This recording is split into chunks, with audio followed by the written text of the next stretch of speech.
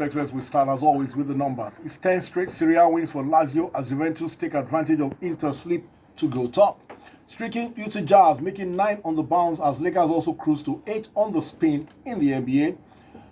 Liverpool's relentless search to the Premier League title continues as Roberto Firmino scores league goal number 7 to earn victory over Spurs. PSG and Monaco share the Spurs in a pulsating 6-goal affair as the French Champions League is cut to 5. Eimba put 4 past Parado to ease CAF Confederation qualification fares, but Rangers falter at home. And Serena Williams ends her 3-year title drought with a 2-set victory over Jessica Peluga at the Auckland Classic. And this is your number one sports show on radio. My name is Deji Omotoyin. Welcome to Sports Express, brought to you by MTN. Many thanks for joining us for Monday's edition of Sports Express, brought to you by MTN. Hope you had a great weekend. Let's recap all the sporting excitement from Saturday and Sunday. Here's Pedro Peter with International Newsroom. Thank you, Deji. We start off with athletics. The former president of the International Association of Athletics Federations, IAAF, Lamine Diack, is set to undergo trial for corruption charges in Paris, France, later today. The 86-year-old Senegalese, who has been under house arrest in Paris since November 2015, faces corruption and money laundering charges linked to the Russian doping scandal, with claims he took more than €3 million to cover up cheating. The trial is scheduled to run for the next 2 weeks, and if found guilty, Diack could face up to 10 years in prison, though he has denied any wrongdoing. To tennis, world number 2 Novak Djokovic was instrumental as Serbia emerged winners of the inaugural ATP Cup in Australia after defeating Spain 2-1 in the final in Sydney on Sunday. The 32-year-old saw off Rafael Nadal 6-2, 7-6 to level the tie after Roberto Bautista Agut had beaten Dusan Lajovic 7-5, 6-1 in the first rubber, before Djokovic partnered with Victor Troicki to a 6-3, 6-4 doubles win over Spanish duo Pablo Carreno Busta and Feliciano Lopez. Meanwhile, the Association of Tennis Professionals ATP has revealed it will donate £383,000, $500,000 to the bushfire relief efforts in Australia. Still on tennis, Serena Williams captured her first WTA title since giving birth after emerging victorious at the ASB Auckland Classics in New Zealand last weekend. The 38-year-old American, who is in her 4th decade on tour, defeated fellow compatriot Jessica Pegula 6-3, 6-4 to win the first crown since her Australian Open triumph in 2017 and a 73rd career WTA title overall. Elsewhere, Carolina Pliskova of the Czech Republic successfully defended her title following a 6-4, 4-6, 7-5 win over Madison Keys of the USA in the final of the Brisbane International.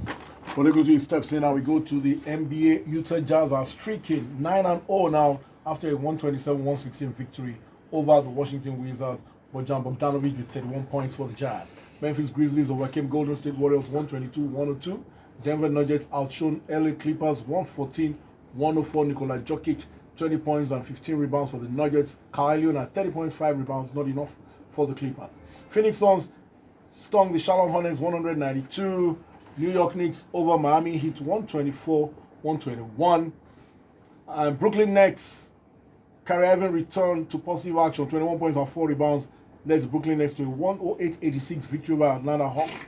And San Antonio Spurs came from 18 down to edge Toronto Raptors by 1 point, 105-104. DeMar DeRozan 25 points, 8 rebounds. Let's start from there, buddy. You made the point before we came on air.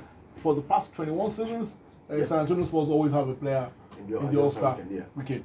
Now, it doesn't look like it this season, but DeMar DeRozan is making a late push for that. Yes, he is, DG. A brief background to that game. Last season, when Carolina just got to the Raptors, it was also close. DeMar DeRozan fumbled the ball in the last second and cost San Antonio Spurs the game. So this one, he stepped up big. DG. I think it was 25 points. He didn't make a single shot from range. All the shots were mid-range. He said he's been watching VHS tapes of his dad, of older NBA players. And what you mentioned about the All-Star, he's making a little push now for an All-Star place. I think his last 6-7 games, Spurs have won the 4 out of the last 5, and he's been at the center of that. So it's likely that the coaches might consider him given his pedigree. But we still wait and see. For Kyrie Irving, another All-Star importance. He's one of the leading vote getters for Eastern Conference guards. And some have complained that he's not been playing at all this season.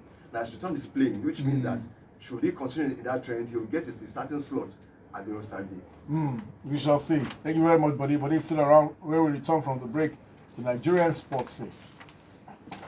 On Sports Express, brought to you by MTN. Interesting results in the MPFL. Let me run through that before we go to the continent.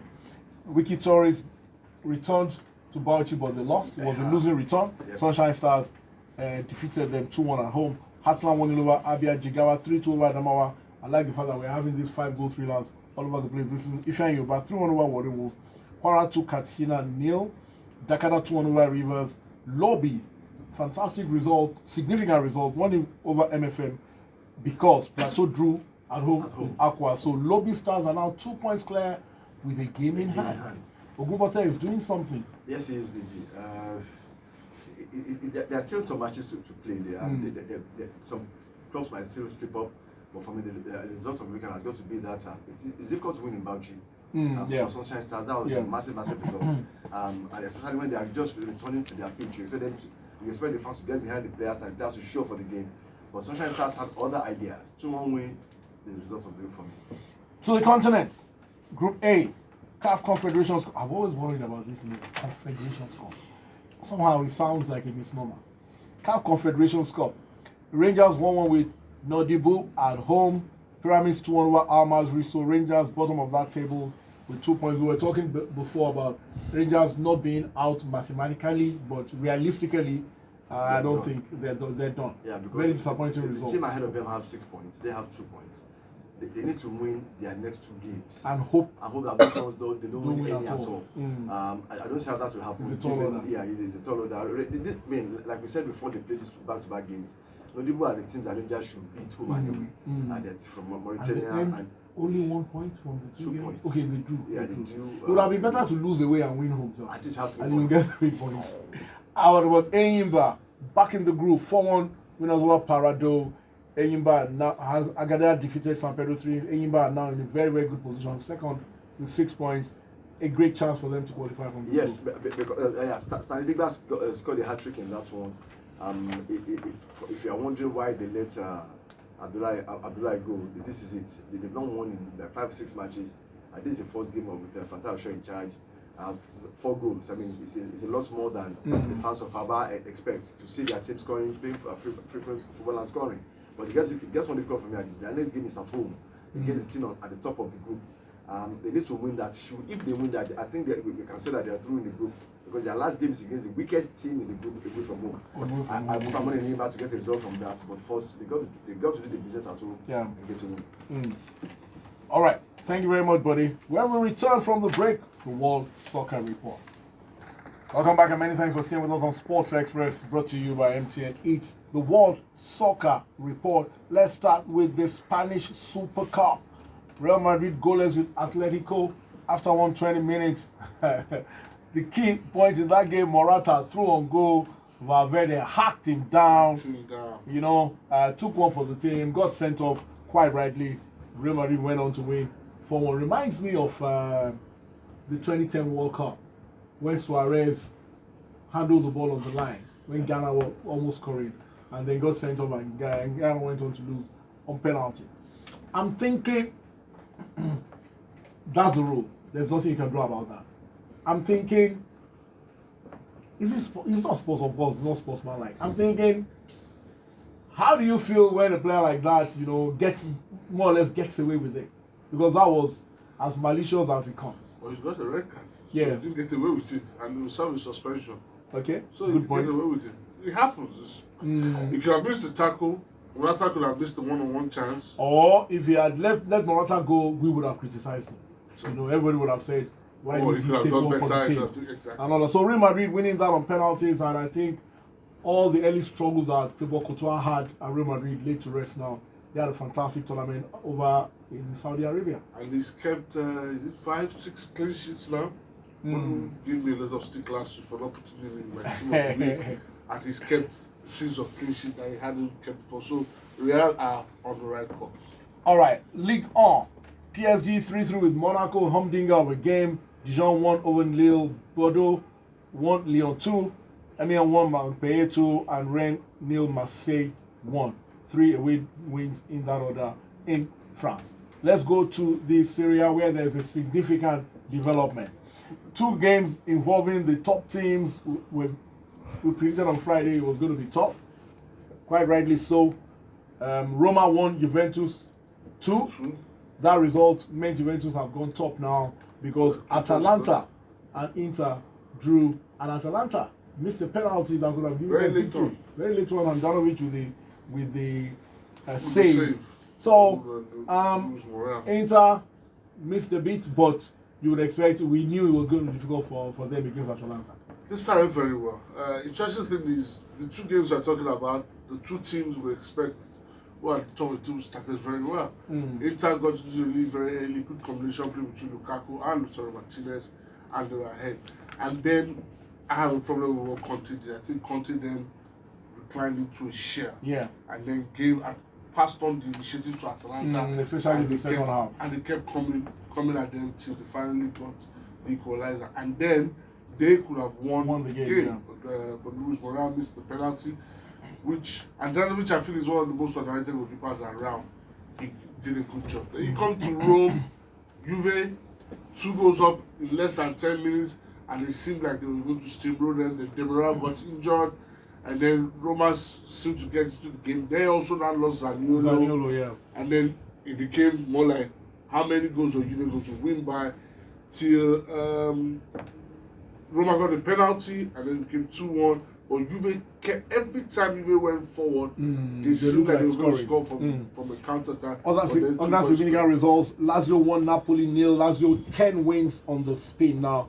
That's not easy in a tough league like Serie A. Cagliari lead, Milan 2. Ibrahimovic scoring on his field debut for Milan. Torino 1 over Bologna. Finally, the Premier League. Palace 1-1 with Arsenal. Chelsea 3 over Burnley. United 4 over Norwich. Villa 1, Man City 6. We only have time to talk about Tottenham 0, Liverpool 1. This is the 9th time this season Liverpool will grind out a 1-0 victory. So we can talk about all the expansiveness and all of that when they win heavily, but when they need to grind out the result, they are doing it, Jenny. They've added some element of grit, their ability to grind out results. In the old days, it used to be 1-0 to the Arsenal. Yeah. Now it's probably 1-0 to Liverpool. But then, critically, and like I always say about consistency, I think at some point Robertson could have been sent off.